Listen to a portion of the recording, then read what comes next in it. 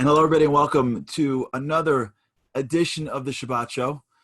So great to be back with you again. It's amazing just how quickly these weeks just seem to go by. Just yesterday, we were starting the show for the first time, and now it feels like I am blessed to be able to have my 5:30 to spend it with you. And I hope that wherever you're dialing in from, wherever you're tuning in from, it's an honor that we're doing it together. For those that are here for the first time, welcome. And for those that have been coming back, thanks for coming back. We got a great show for you coming up. You know, a lot of questions. You know, last week we spoke about this concept of Shabbat and a healthy body. And every week we come up with a new concept. There's a new theme. And it all seems to circulate around Shabbat, because Shabbat is the, if you will, almost like the micro blueprint of the world. We have this concept that we say in the Lecha Dodi, we say, Sof ma'aseh b'machshava tchila. It is the last in action, but it is the first in thought, meaning it was almost built, the world is almost built to come out of Shabbat. Now, if God wanted to make us have Shabbat, we'd have Shabbat.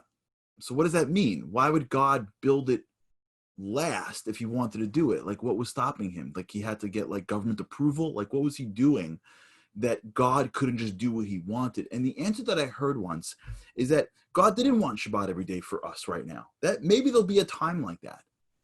He wanted Shabbat consciousness throughout everything we're doing. It's not the actual day that he wanted, because if it was, we'd have 7 days of Shabbat. He wanted us to have a certain perspective, a certain consciousness. The whole world, if you will, is in mind and in thought connected to Shabbat. That's why actually during every prayer, every day of prayer, there's a section of prayer in which we say the special psalm of the day. And in every one of the days that we say it, we open with, this is day, Sunday or Monday of Shabbat. Because God is always dropping reminders that Shabbat's coming, that you're in some level of Shabbat consciousness. One of the most critical manifestations of that, and you hear this again and again and again from people that come on, is this sort of approach to what it does to your mind, what it does to your stress, what it does to the usual shackles, if you will, the mental challenges that we go through, which is normal and usual and typical and expected in living a life that we live.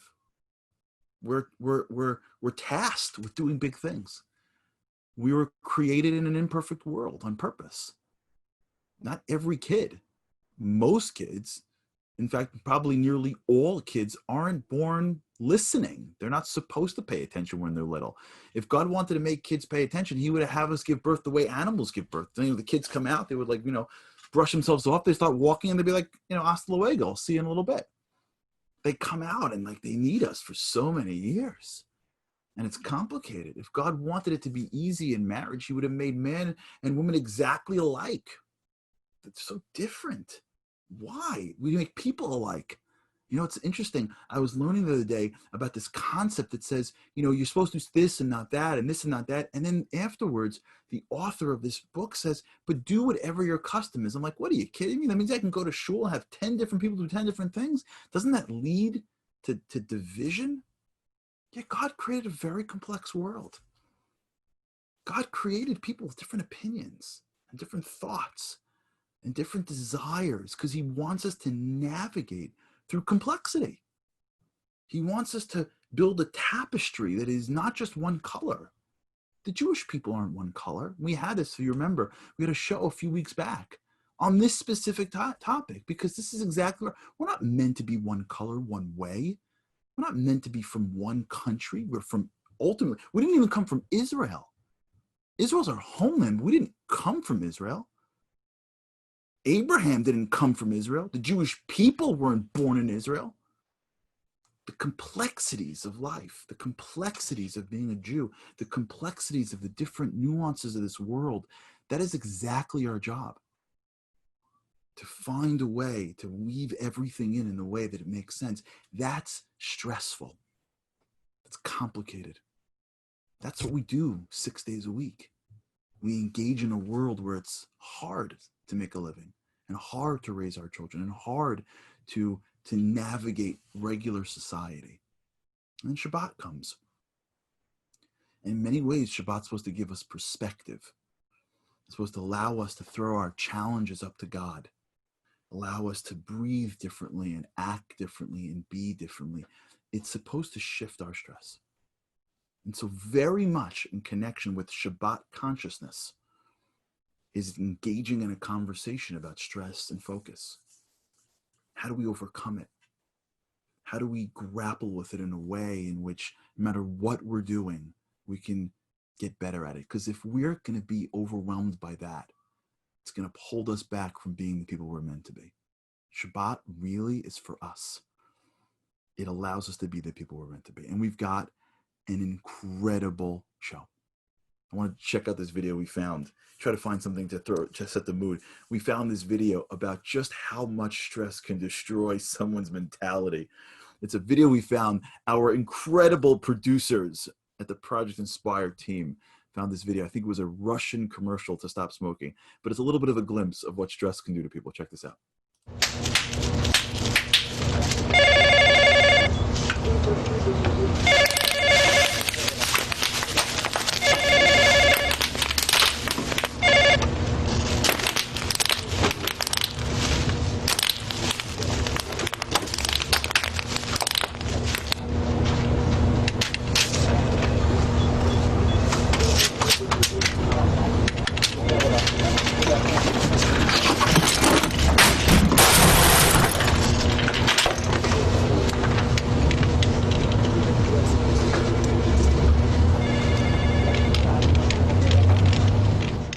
Amazing that sometimes we feel that way.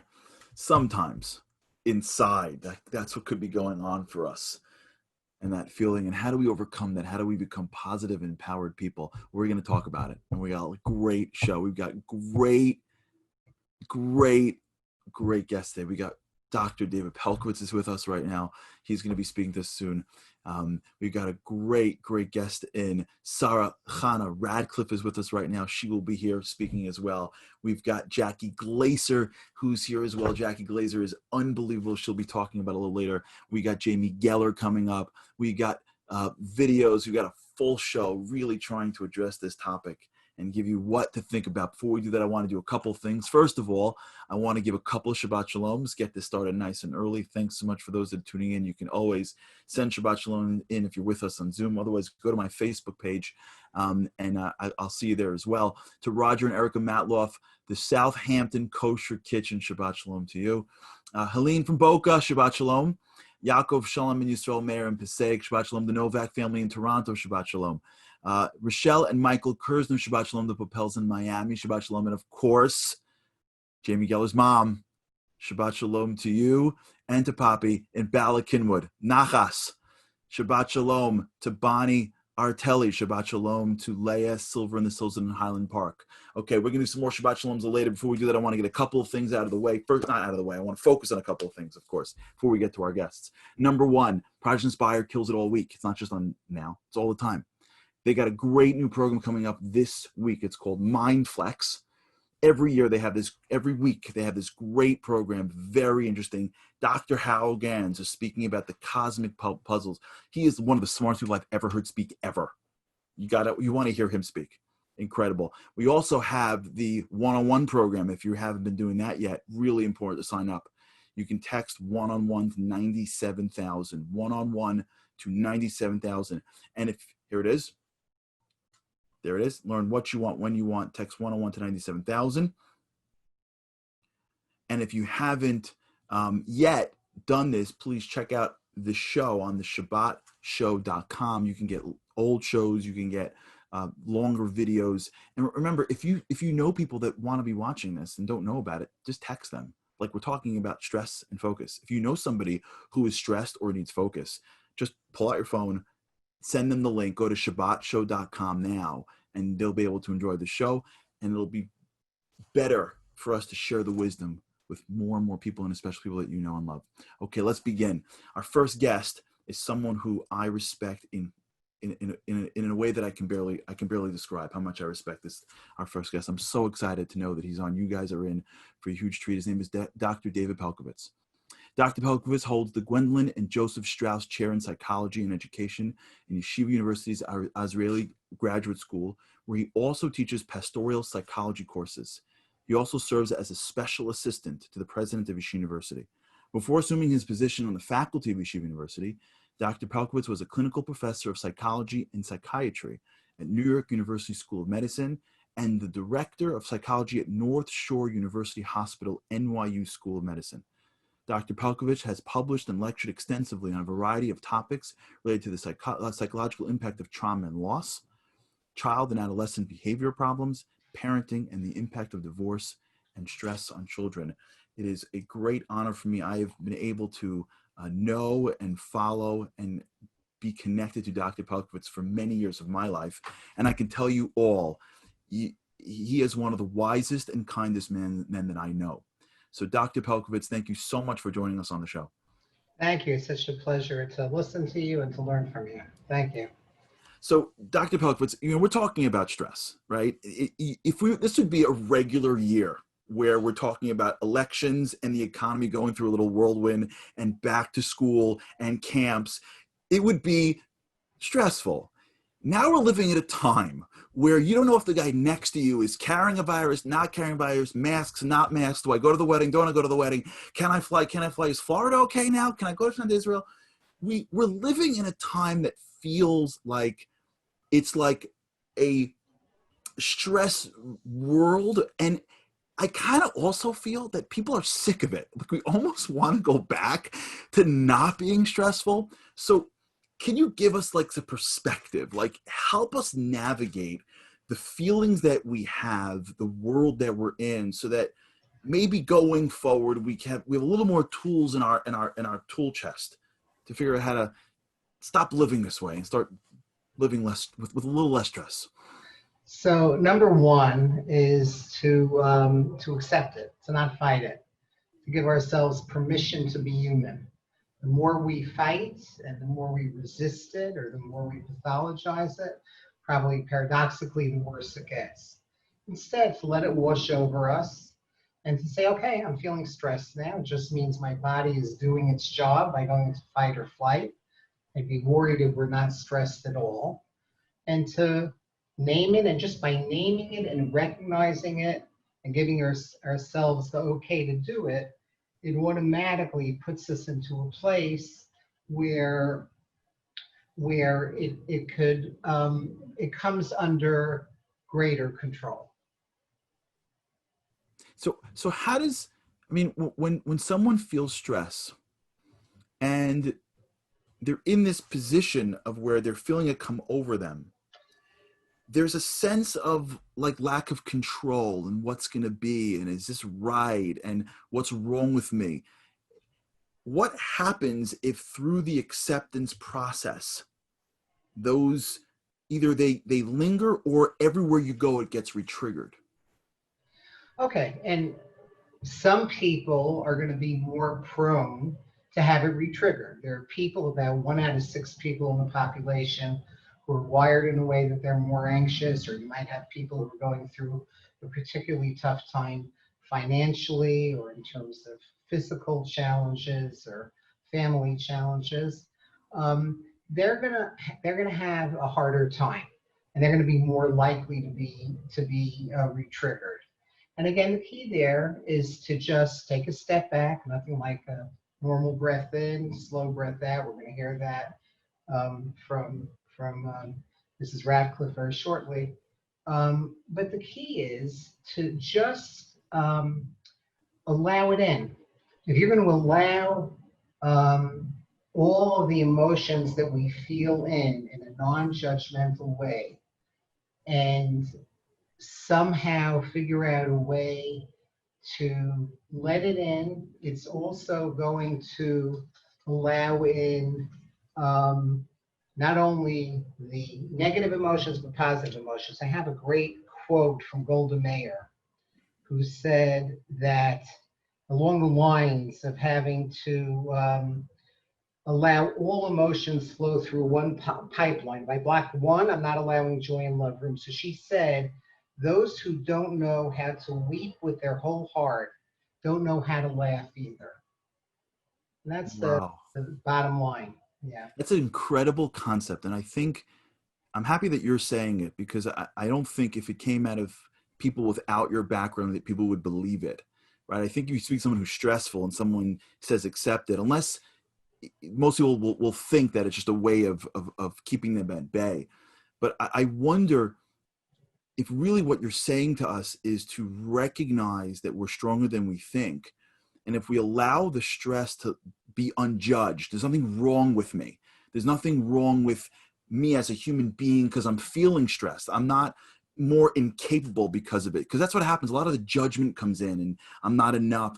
If you just allow it to be and recognize that you're stronger than you think, that lack of judgment will actually not only allow the stress to pass over. What I'm hearing you say is it will also make your other feelings of positivity richer, because you're not constantly restraining and restricting feelings.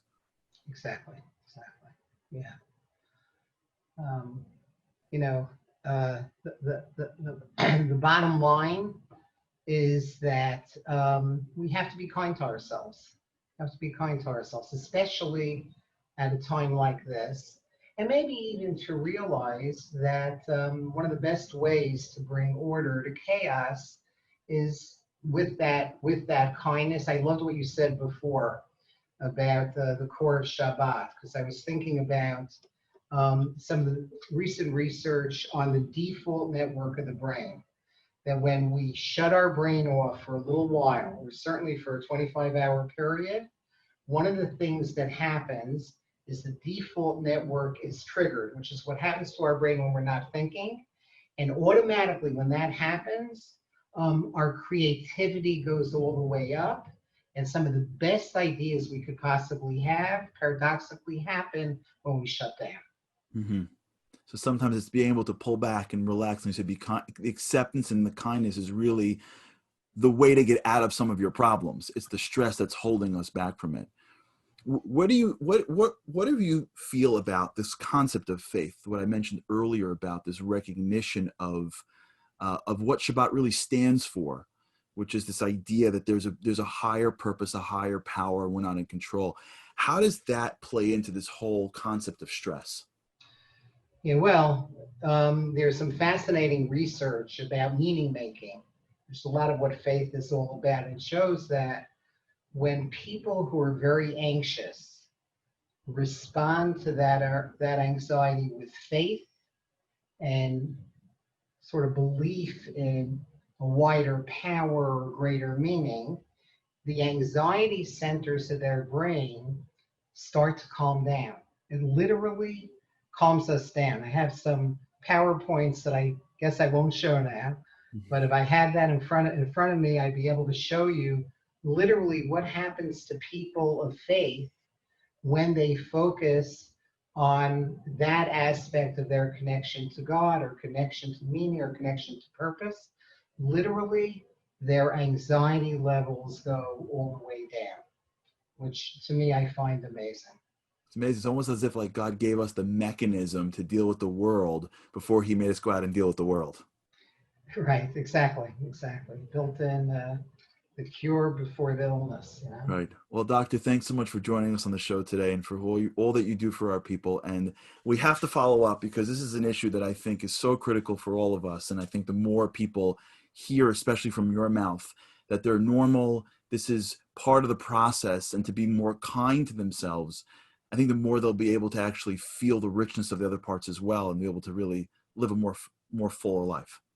Thank you. I'm honored to have been asked. Thank you. Thank you, doctor. And that was Dr. David Pelkovitz, really an individual at the forefront of all of this, someone who I'm honored to know. And I think his message is so right, which is the kindness to self, to be able for us to accept these feelings without judging them, without judging who we are, without judging that we're not enough. We found this incredible video, this music video that we know you're going to love, by a man named Hebrew. And it's with two great singers. Check it out. really speaking to this concept of recognizing that we're not perfect, but it's all good.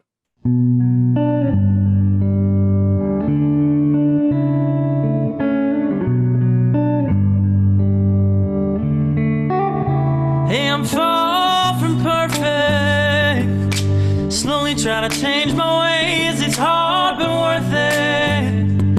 Yeah, I can see the me I'm hoping to be. I'm far from perfect. Slowly trying to change my ways. It's hard but worth it. Yeah, I can see the me I'm hoping to be.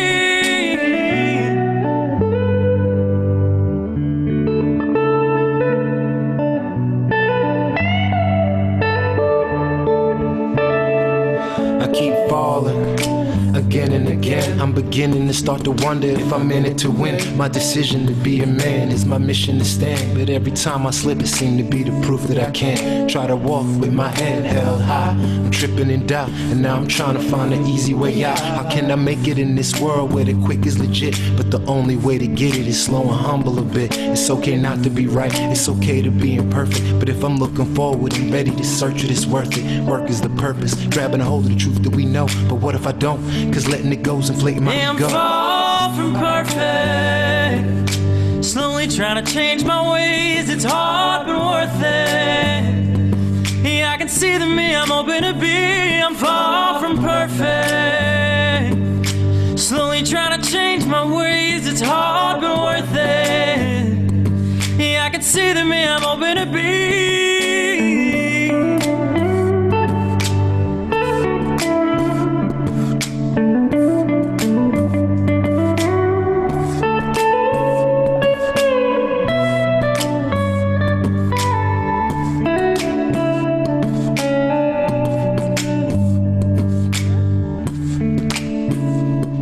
Unsure what I'm looking for as I try to get by. Close my eyes, all I know is I won't if I don't try. If it's out of sight, it's out of mind, and I ain't trying to find a way to take me to the top of this mountain I gotta climb. I beg and plead to God, show me the signs. Every soul got a place to go, I'm trying to make it in time. Pray with this rhyme, I seen too many fall by the side. It's too many looking for a reason for staying alive. When the stress possessed, grab a pen, express and confess. It's something light about the mic, it's like a weight off my chest. If I don't make it, it ain't wasted, I gave it my best. Yeah, I fall, but getting up, I gave my all and no less. I'm far from perfect. Slowly trying to change my ways. It's hard but worth it. Yeah, I can see the me I'm hoping to be. I'm far from perfect. Slowly trying to change my ways. It's hard but worth it.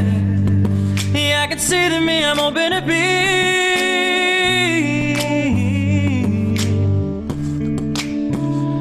See the me I'm hoping to be.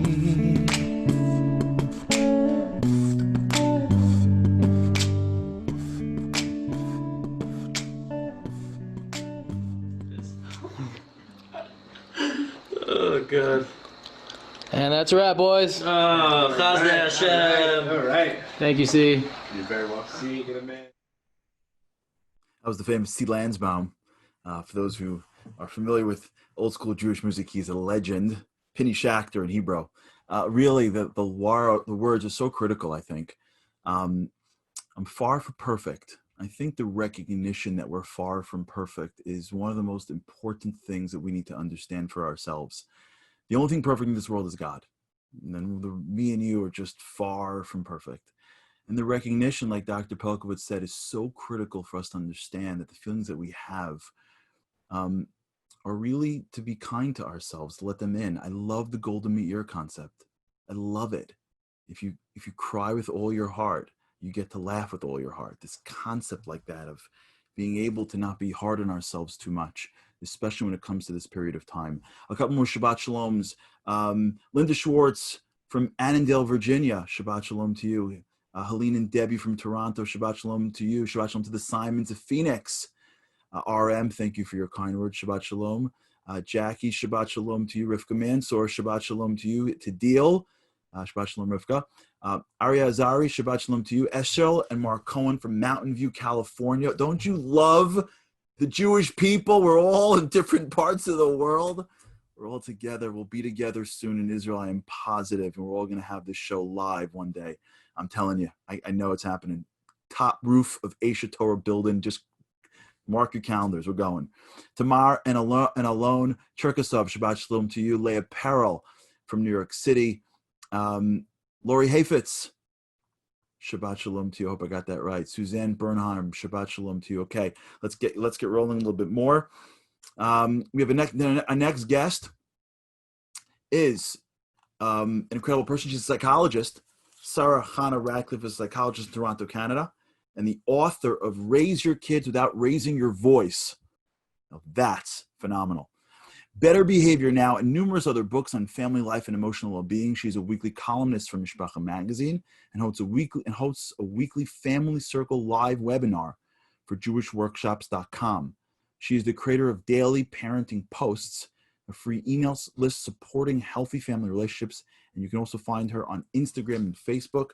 Sarah Hannah, welcome to the show. Hi there. Welcome to the show. Thanks so much for joining us. Thank you. So we're talking a lot about stress and focus, and we heard from Dr. Pelkovitz about stress and reducing stress. But to take it down to the next step, which is focus. How do we do that? How do we got an ever-changing world, right? We got a stressful, very complex world where things don't stop. We don't leave work. When I first got to work, they told me in the old days, when you left work, you left work. Those days are far from over. We're always connected, always things going on. How do we increase our focus to do the things that are the most important? All right, this requires a little bit of knowledge of how the brain works. So I want to explain it because our stress comes from what we think and feel about things.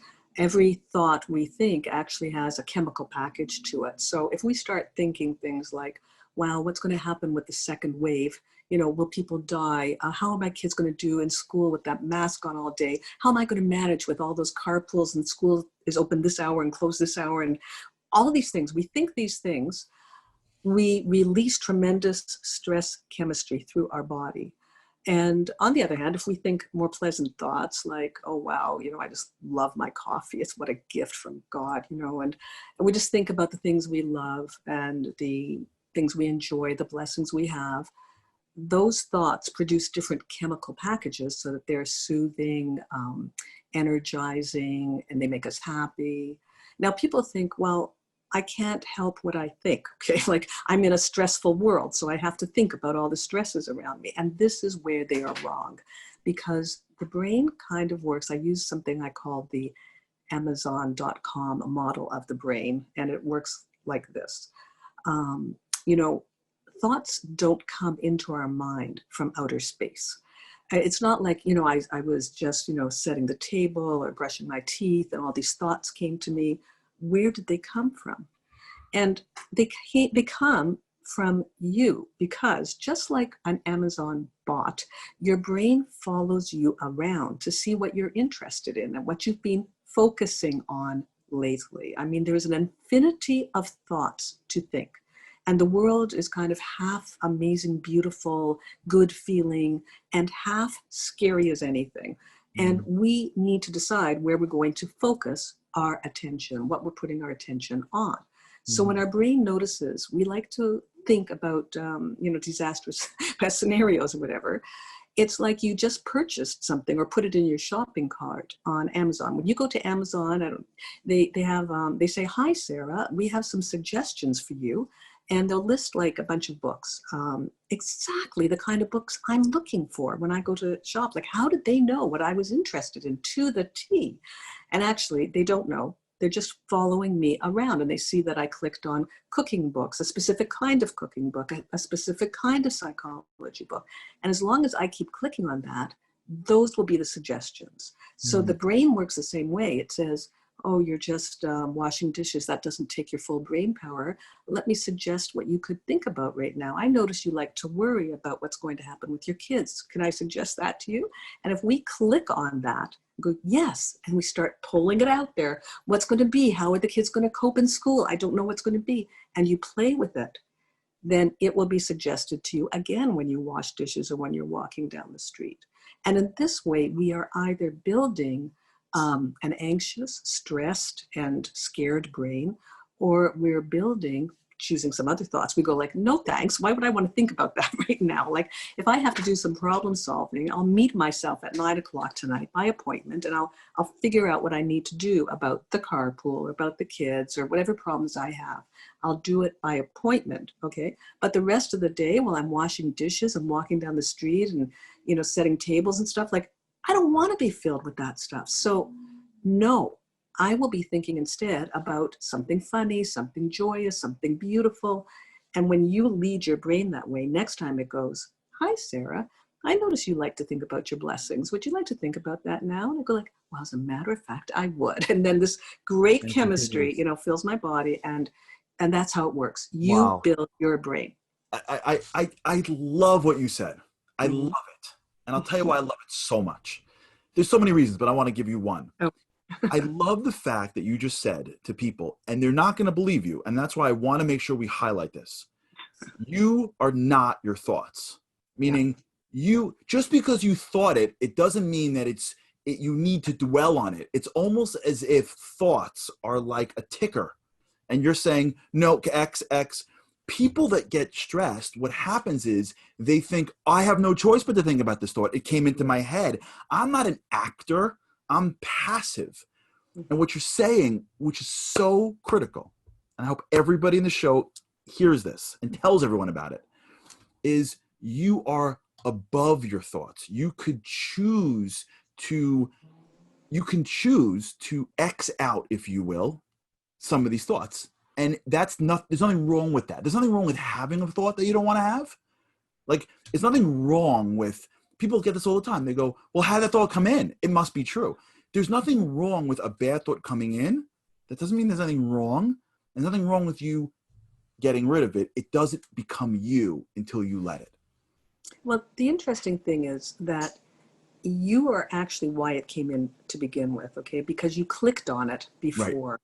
So this gives us a lot of control when we realize, like you said, we are not our thoughts. We're building our own instrument here. So we have that choice. And it's just like I said, there's an infinity of things we can think. We don't need to put our attention on the true but unfortunate sides of life unless we want to, or unless we need to for our work, or we need to because we need to solve a problem. And then we can do it, like I said, by appointment, not all day in the back of our mind carrying a million negative and stressful kinds of forms of attention. They're not better than the other kinds. In fact, we're asked, God wants us to be happy. That means we're going to have to choose the happy side to concentrate on. And once we do, our brain will generate it by itself for us. It almost feels like, Dr. Pelkowitz earlier spoke about this idea of acceptance. It almost feels like it very much dovetails what you're saying, which is the answer is not to get in the scuffle with their bad thoughts and to start resisting it. Like you would think like, oh my God, what am I thinking this for? And now you're in the fight, right? Right. The answer is almost like a much more, like I would say almost like a classier way of dealing with it. Like you see someone coming around, it's like you have a certain confidence that I'm accepting it coming in and I can now choose what to do with it. And I love your suggestion, and I hope that people understand this. You're talking about what corporate lawyers do every day. It's called deferring taxes. Like you build tax plans to defer taxes. You constantly are deferring things so that you're in a better position to deal with them at the time that is best for you. So what you're saying is, yeah, you got to worry about your kids. Great. Worry about your kids. But here's a way. Tell your brain, how about this? I'm doing the dishes. Let me have some couple of happy thoughts. I'll meet you at 9. We'll talk about it then. Exactly. And that is great because that's a real strategy people can use and say, okay, but this is really, it's with my kids. I got to think about it. Think about it. Which is awesome. Really great. Well, thank you for your thoughts. Thank you for your wisdom. And I really hope that, between you and Dr. Pelkowitz, I hope people are taking notes. I am. And you can really apply this because when you see the thoughts now as outside you, like the Amazon.com bot, it's a great image that we can now take. And as the thoughts come in, even if you have to distract yourself. Just don't allow it to take over just because it comes in. Awesome. Thank you so much. And I hope people follow you please follow Mrs. Radcliffe on Instagram, on Facebook, find out more that she's saying. I'm sure that it is so much more there. Thank you for joining us, Shabbat Shalom. Thank you for having me. Good Shabbos. Oh, that was great. That was really great. Okay, a couple more Shabbat Shaloms, and we're going to go to Kahoot. With Shabbat Shalom to the Patolskis in Waterloo, to the Burnhams in Birmingham, to Jen in Georgia. Shabbat Shalom to you. Shabbat Shalom to Rhonda in Toronto. Shabbat Shalom to Risa and Brian Wolf from Oak Park. On my Facebook, Shabbat Shalom to Dorit Black, Michael Weingard. Shabbat Shalom to Deborah Cohen, Cindy Eckert, Dorian Hausman, Shmuel Shiowitz, and of course, my family here, Josh Brody. To Shabbat Shalom to my family in Far Rockaway. Okay, it is time for Kahoot. Turn on your computers, everything that's going on, 390-487. Turn that on. We're going to get ready for Kahoot, 390-487. Here they come. I see Patriots Rock is already ready to play. The Burkhalls from Toronto. Shabbat Shalom to you. Rivka Tyler, Patriots Rock is ready. Shabbat Shalom. Shabbat Shalom to the Blooms from Brooklyn. We've got some more invites coming in from Debbie for rooftop hosting in Jerusalem. So everybody keep your plane tickets getting ready. We already have hosts lining up to invite all of us to Jerusalem. We're going to have, I'm telling you now, we're all of us, Birmingham, Waterloo, Georgia, Texas, Brooklyn, wherever you are, I'm putting it on the calendar now. We're all going to have Shabbat in Jerusalem together. I'm telling you, just get ready for it. So when I throw down the date, you're going to go, oh, he said it. We're going to go. David and Naama, Shabbat Shalom to you. We're going to wait for just a couple more seconds for Kahoot to finish up here. Give people 1 or 2 more minutes to join. Elise and Eric Hirsch, Shabbat Shalom to you. They're on the way home from Binghamton. Okay, let's get going on the Kahoot game. Let's roll. First question. Here it goes. The competition begins. How do you say stress in Hebrew? You kind of know we're going with these questions. Lachatz, charada, margia, or karnaf. Notice my Israeli accent in me reading this. Lachatz, charada, margia, and karnaf. Shabbat Shalom to Esther Diamond. Aliza Mervis and the whole Mervis family. Shabbat Shalom to you. Karen Goldstein from St. Louis. Shabbat Shalom to you. Here goes. Lachatz. Good. Lachatz. Let's see how we did. Adler, J, Goldies, Adler. Ooh, Adlers are dominating today. Rochelle. Is that Rachel or Rochelle? Okay, there goes. Number 2. These foods are known to be positive for focusing, except for. What are good focus foods except for blueberries, coffee, cheese, or salmon? I'm telling you, the questions here travel the world. We're going from Hebrew language to science. Shabbat Shalom to Adam Leff, to Martin Rosen, Hanan Kaufman. Shabbat Shalom to you. Okay, the answer is cheese. Ooh, wow, people know this. Did not expect that much. Goldie's bro, Jamie's mom, Maya Wiener and Leah Silver. Okay, the leaderboard is changing here.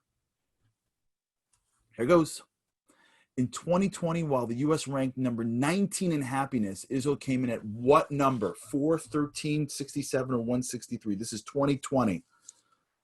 2020. 4, 13, 67, 163. How happy is Israel? How happy in Israel?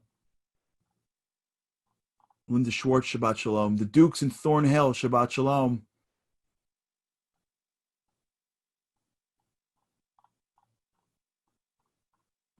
Here it is. 13. I think it used to be 4 a while ago. It is now 13. 13. Maya Wiener, Goldie's bro, Leah Silver, Shiri, and friend Linda B. Look how this leaderboard is changing so radically.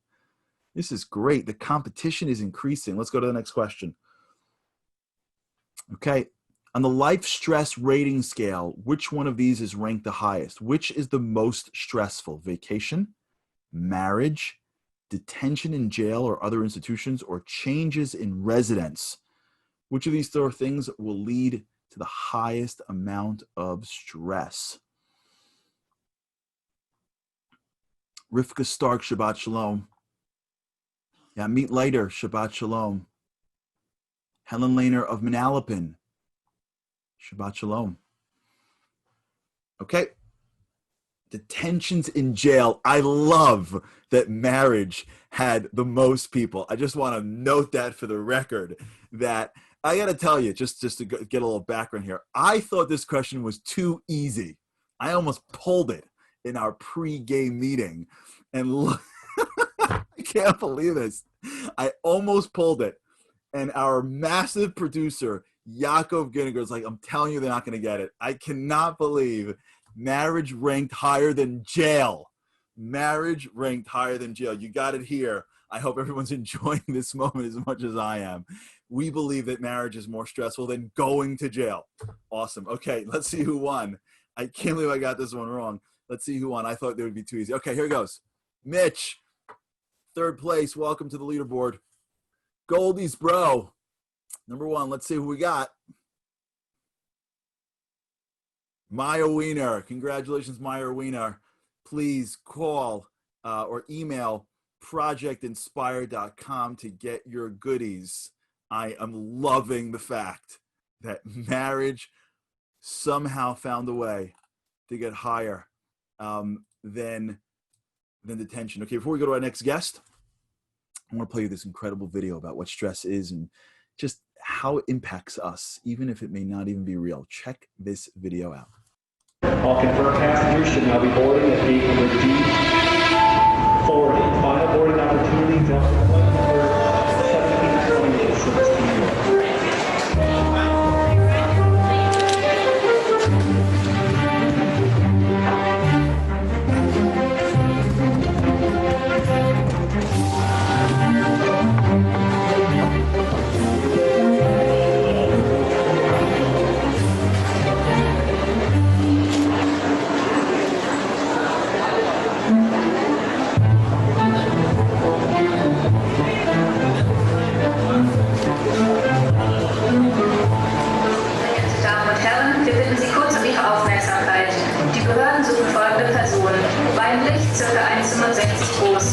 Die Gesuchte trägt eine hellgraue Jacke und einen großen Schal.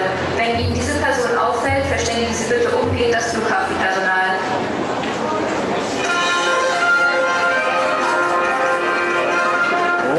Bitte. Guten Morgen, meine Damen und Herren, ich begrüße Sie zu den N24 Breaking News. Die Polizei bittet um Ihre Mithilfe. Dringend gesucht wird diese Frau. Sie befindet sich seit gestern Vormittag auf der Flucht. Die Verdächtige ist ca. 1,65 Meter groß, hat dunkelblondes, lockiges Haar und trägt eine helle Jacke. Die Flüchtige gilt als unberechenbar und äußerst gefährlich. Bitte versuchen Sie nicht, die gesuchte Person festzuhalten oder gar anzusprechen. Für Hinweise zur Ergreifung der Verdächtigen wählen Sie bitte die unten eingeblendete Nummer. Wir melden uns wieder zu den Hauptnachrichten zu vollen Stunden und bis dahin noch einen schönen Tag.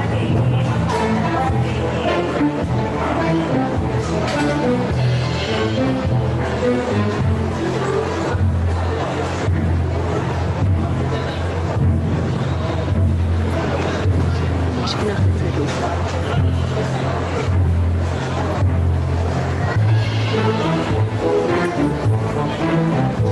Die Behörden suchen folgende Person.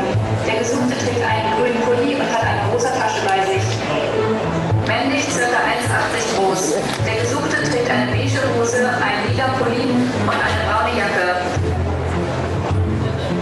Dringend gesucht wird diese Frau. Sie befindet sich seit gestern Vormittag auf der Flucht. Die Flüchtige gilt als unberechenbar und äußerst gefährlich. Guten Morgen. Sind Sie gestresst?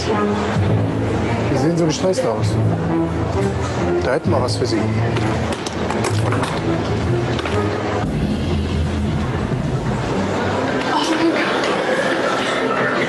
Was ist mal aus von mir?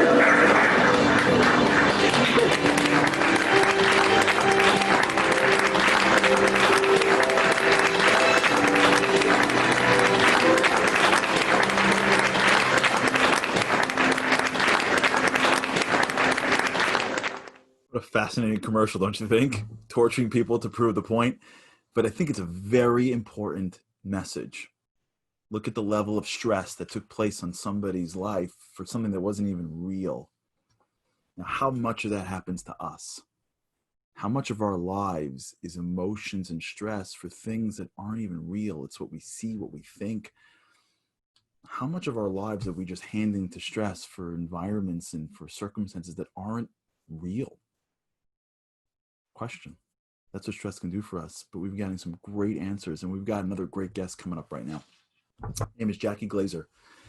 Jackie had a private practice in Sydney, Australia, and worked as the resident psychologist on the National Today Show. Her background includes working with youth off the streets, consulting to private and public hospitals, and facilitating therapeutic groups. Jackie also consulted and did organizational work for the police, media personalities, and other nonprofit organizations. She was the keynote speaker for 3 consecutive years at the National Young Leaders Foundation in Australia. Jackie Engel is now the Director of Leadership Development at Olami, Director of the Jewish Leadership Foundation, Director of SOLD, a Jewish Women's Empowerment Program in Manhattan, and a regular teacher from Manhattan. Jackie, welcome to the show. Hi. Hi, how are you? Welcome to the show. Thanks, Charlie. Now you have been leading this program that has caught fire. I've heard about it by only, I don't know, 1 million people. It's about Jewish meditation and mindfulness. Now, yes. when you speak to someone that's not familiar with these concepts, they think, meditation? Are you kidding me? I'm busy. I got stuff going. Come on. Meditation, like maybe if I had a week to like go on some hill somewhere. What is meditation and mindfulness the way you see it? And how can that actually help regular people like us? Great question. Okay, so I was the same, by the way. I was like, you got to be kidding me. I'm not one of these spiritual people. And essentially that video, that ad you just showed was such a perfect segue to this, because that really is a snapshot about what we all do, right? Which is when we're stressed, we can get stressed over something that's completely fake, doubt ourselves, live in that insecurity, keep looking externally to define ourselves, right? Which if I look in 20 years of experience of psychology, and I look at, if I peel back all the psychological, emotional stuff and look at what are the roots or the common denominators of most stressors today, and most senses of dis-ease, right? I would say there's 2 things. And one thing is that we define ourselves externally, just like that ad showed, right? We look to society, to other people for approval from others, or norms, bosses, institutions, schools to define whether we're okay and successful. And the second thing, which has become so apparent with COVID, which is exactly why I started this program called Olami Connect, this Jewish global meditation and mindfulness program, is because we implicitly trust other things outside of ourselves that are not in control. We implicitly trust politicians and doctors and bosses and whatever it is, whatever institutions that we give honor to and power, which we should listen to, we shouldn't dismiss them, but they're not in control. And I think COVID has brought that out really obviously for everyone, that everything keeps changing every day, right? So we always feel this anxiety now because we really don't know what the full truth is at any given day. And it's changing based on information we're finding out. And those 2 things together, if you can nail those, and when I say nail those, I mean find a way to define ourselves internally, number 1. And number 2, have a true relationship with a higher power, a creator, a divine source. You can call it whatever you want to call it. If you don't want to call it God, that's fine. But having some sort of connection to the fact that there is something bigger running the show. And when you can truly go to those 2 places, there's the deepest sense of inner calm and peace and stability that you will ever experience in your life. And that's what the program teaches everyone. Wow, that sounds awesome. Just for anyone who's interested, just go to olami.org/connect to find out more. But Jackie, we're not done yet. So those who want to find out more, go find out more. It's ripping through the world. I mean, so many people have been talking about it. So get us started, okay? As you're talking, I'm thinking, I'm in. When morning, I can't do it at night. Maybe I'll do it on the train. So tell us, like, practically how a person, because you're exactly right? The ability to over-rely on external factors that have anyways proved, in many cases, to not have the information that we want, even though they're trying their hardest. And the ability to connect to a higher power is absolutely in line with what Dr. Pelkwood said, what Mrs. Radcliffe said, and exactly what you're saying. And this is exactly the path we need to be going on. Mm-hmm. But can you give me a way to get started? Can you give us something to do? And it'd be a great time to do it. Shabbat. This would be perfect. Like we're walking in to like Shabbat now. So give us something to take with us as we go into Shabbat. When we come out of Shabbat, we're going to all go to olami.org/connect. But before, it might be /, just double check that. It might be /connect. olami.org/connect. Yeah. But give me, right, it's forward, right? It's going forward. If you could give, everything's backwards. Backwards or forward. Really right. Give us something tangible to take with us to Shabbat. Okay, so perfect. Shabbat is a 25-hour meditation. Why is it so much more powerful on Shabbat? Because we get access to a higher level of our soul, it says, right, in Torah. Right. So in Torah, also what it refers to is it says Isaac dug lots of wells, right? And that was an allusion to the fact that we have a whole internal world inside, like a well, and we don't know how to connect to it often, especially in this day and age, because it is so distracting. Everything's so distracting. We're pulled out of ourselves. So if you're brave, Charlie, can we try something now? Yeah. We try something. If anyone watching doesn't want to do it, that's totally cool. Take a nap. You're probably tired, or go get a cup of coffee. So you don't have to do this, but I think what's more powerful than me just chatting and talking, especially because I talk fast and I have an accent, which doesn't help, is if we just stop and try it for 1 minute. Let's do it for 1 or 2 minutes. Okay. So I'm going to do it with you, and I'm going to talk everyone through. If you're willing to just try this, guys, even if you're skeptical, that's fine. Just try it. And you don't even have to fully be on board with a higher power yet. You can just do it as an experiment. Okay, so stop and get comfortable. There's no right or wrong way to meditate. It's about just being with the moment of whatever is going on. And I just want to say 2 things that are important. Meditation is about connecting into that inner well, calming everything down, quietening the noise. Mindfulness is about channeling that essence once you connect into everything that we do. Okay, so they're the 2 differences, because we often use them interchangeably, but they're 2 distinct different functions. So just get comfortable, close your eyes. As soon as we close our eyes, we go internal, right? As soon as you close your eyes and you shut out the world, you focus internally. And I just want you to imagine a wave going from the top of your head, just literally a wave moving down your body and as it moves past each part of your body, that part of the body gets permission to relax and let go of tension, right? Whatever tensions is there, just as it moves down behind your eyes and down behind in your face and your neck, just imagine, you can imagine it however you want, light or energy or just a wave moving all the way down your neck, and taking a deep breath into your belly. And on the exhale, just allowing ourselves to be here for the next minute with nothing else to do. Just be here, present. Allowing that quietness. Just notice what you experience when you tune in to yourself. Is it uncomfortable? Is it awkward? Just notice without judgment. Just be aware and observe it. And let that wave move down your neck and your shoulders and your arms. And as it's moving through different parts of your body, just letting go of any tension. Just giving permission for any tension to just release, moving down your chest, your back, your stomach, waving all the way down, just letting go easily and effortlessly, down into your hips, down into your calves, your legs, calves, just tracking your body all the way down to your feet, into the tips of your toes.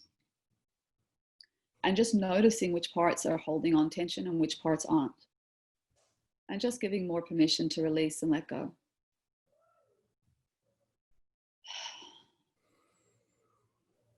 And just being conscious and aware and being in the moment is often a new experience. And just be aware of how that is for you.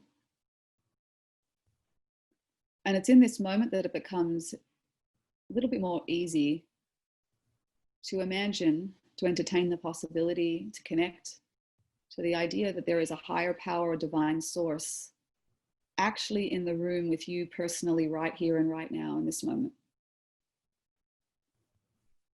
And just imagine, or just connect if you already believe that there is a higher source running the world that cares about you personally very, very much and wants you to succeed and be the best you can be. Is involved intimately with your life and is right here, right now with you personally. And just notice what you notice when you notice that.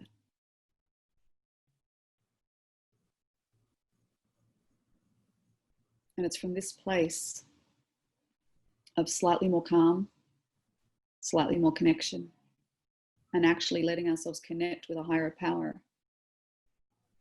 Even bringing the consciousness in that there is a higher power is a massive shift for many people.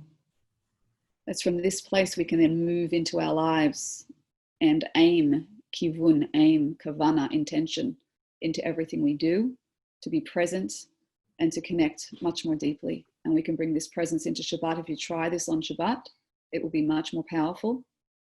And I highly encourage everyone, I invite everyone to try. That was awesome, Jackie. Thank you so much for that. I recommend everybody trying that as well, Shabbat. Even if you feel uncomfortable about it, push yourself. It's even better, right? Because I think you told me, Charlie, once life begins at the end of your comfort zone. Exactly right. Exactly right. And check out, we have it on the list here, check out olami.org/connect. Jackie, thanks so much for joining us. Enjoy Shabbat, Shabbat Shalom, and thanks for who you are and the light you bring to the world. Thank you. Shabbat Shalom. That was Jackie Engel. Really awesome. You should try it. I got to tell you, I think it's a great Shabbat exercise. Not during the dinner table, afterwards.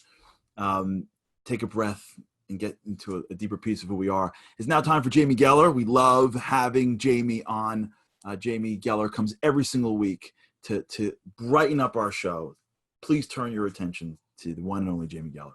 Thank you, Charlie, and hello, everybody. So you might notice things look just a little bit different here this week. That's because we're on vacation or staycation here in Jerusalem, my favorite place on earth. As the summer's just winding down, we took the family for a few days to rest, relax, rejuvenate, and allow us to properly refocus, God willing, for the coming year. But just because I'm here, it doesn't mean I don't have something super duper special for you. This week we're sharing blueberry babka, and not just because it's delicious, and not just because blueberries are in season, but did you know that blueberries can help maintain brain function and improve memory? So I thought this recipe was pretty apropos given the subject matter of the show this week. I hope that you enjoy it, and I want to wish you a Shabbat Shalom with love from Jerusalem.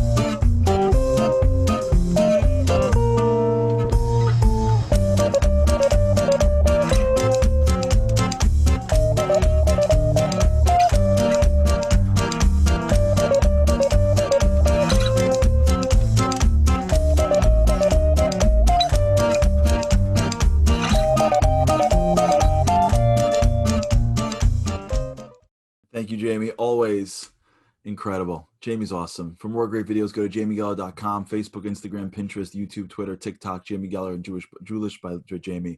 Thank you, Jamie, and special shout out to her mom and her dad. All right, that's our show for this week, and I just wanted to wish everybody really to have an incredible Shabbat. You know, this is an opportunity for us. Shabbat's the time that God gives us, as Dr. Pelkowitz said. It's really the solution before the problem. God built the world that was meant to operate in a complex way for us to do it in a way in which we can navigate these feelings of stress, these feelings of focus. So what could be better than having this conversation literally as you can almost smell the challah and you can almost taste the Shabbat food. As Shabbat comes into this world, this is the best time for us to put some of these in practice and really commit ourselves to accepting who we are and all of our imperfections, accepting these thoughts like the Amazon.com model. Give ourselves meditation and mindfulness to be much connected to our stronger core and become the people that we're meant to be. That's what Shabbat is here for. Shabbat is here to help us be the people we're meant to be. So on behalf of me and mine to you and yours, I wish you a Shabbat filled with rest, focus, lack of stress, clarity, mindfulness, and connection. And I hope and I pray that next week we get to do this live in Jerusalem together. But if not, with God's help, I can't wait to see you next week, 5:30 Eastern Time. Good Shabbos, Shabbat Shalom. And with God's help, I cannot wait to see you again next week. We together call it shoot. With every generation, they take one, raising the haters. Then I shimmy the pavement, blazing the savers. Till the world asks where they went. Patience are faithless. The Torah gave the whole world a facelift. If hatred is baseless, we take it, erase it, and exchange it for that master goal. We don't forget wherever we may go. There is only one place we know, and it's called zero. You in pieces and you're just falling down, falling down. I'll pick you up, and if you feel like you're outnumbered on a battleground,